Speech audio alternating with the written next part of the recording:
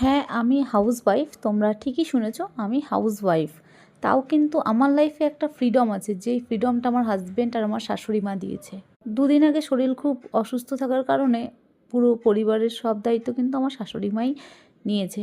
তাই আমি আজকে ওনাকে বলেছিলাম, মা তোমার ফেভারিট মাছ আজকে তুমি নিয়ে এসো, তোমাকে আজকে আমি রান্না করে খাওয়াবো। যেহেতু তুমি এই দুদিন ধরে অনেক কিছুই করেছো আমাদের জন্য, তোমার জন্য তো আমি কিছুই করতে পারিনি। তারপরে ওনার ফেভারিট মাছ নিয়ে এসছে, সেটা হচ্ছে ভোলা মাছ। আর হ্যাঁ, শীতের মরশুমে তো জানোই অনেক অনেক সুন্দর সুন্দর সবজি, ভালো ভালো টাটকা টাটকা সবজি পাওয়া যায়। তো আমার শাশুড়ি মা সেগুলো সবই নিয়ে এসছে। তারপরে এমনিও উনি কিন্তু পেঁয়াজ রসুনটা একটু অ্যাভয়েড করে, অতটা উনি পছন্দ করে না। তারপর আমি আদা জিরে বাটা দিয়ে ওনাকে বললাম, তাহলে আমি মাছের একটা ঝাল করে দিই।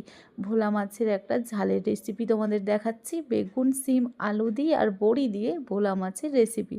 দেখো কেমন লাগছে, অবশ্যই তোমাদের ভিডিওটা ভালো লাগলে অবশ্যই লাইক কমেন্ট করো। আর হ্যাঁ, আমার মতন কে কে আছো যারা ফ্যামিলি লাভার, আমি কিন্তু আমার ফ্যামিলিকে খুব ভালোবাসি। অবশ্যই বাপের বাড়িতে যেমন সবাইকে খুব ভালোবাসতাম, তেমনই আমার শাশুড়ি মা, আমার হাজবেন্ডকেও খুব ভালোবাসি, আর তারাও আমাকে খুব ভালোবাসে। আমি সবসময় চেষ্টা করি সব কাজ নিজে করার, বিকজ আমার শাশুড়ি মার যথেষ্ট বয়স হয়েছে।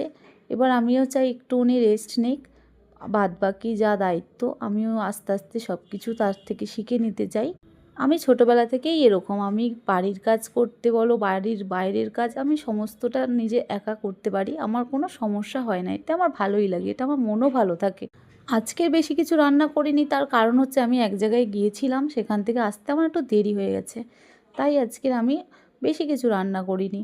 আর শাশুড়ি মাকে বললাম, তাহলে মাছের ঝাল আর ডাল করি, বললো যে হ্যাঁ করো। আর প্রেশারে কিন্তু এই যে ডালটা দিই, যে ডালটার কিন্তু আমি নাম জানি না, দুটো লঙ্কা দিয়ে সিটি মেরে নিলাম। তার কারণ হচ্ছে নুন হলুদ দিইনি, বিকজ একটা বাজে দাগ হয়ে যায়, সেটা তো তোমরা জানোই। আর লাউ দিয়ে ডাল করেছি, আর ফোড়ন দিয়েছিলাম পাঁচফোড়ন। পাঁচফোড়নের গন্ধটা না আমার খুব ভালো লাগে।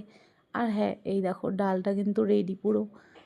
আর ডালের মধ্যে দিয়েছিলাম ধনেপাতা। ধনেপাতাটা আমার খুব ফেভারিট, কারণ আমার ধনেপাতার গন্ধ খুব ভালো লাগে।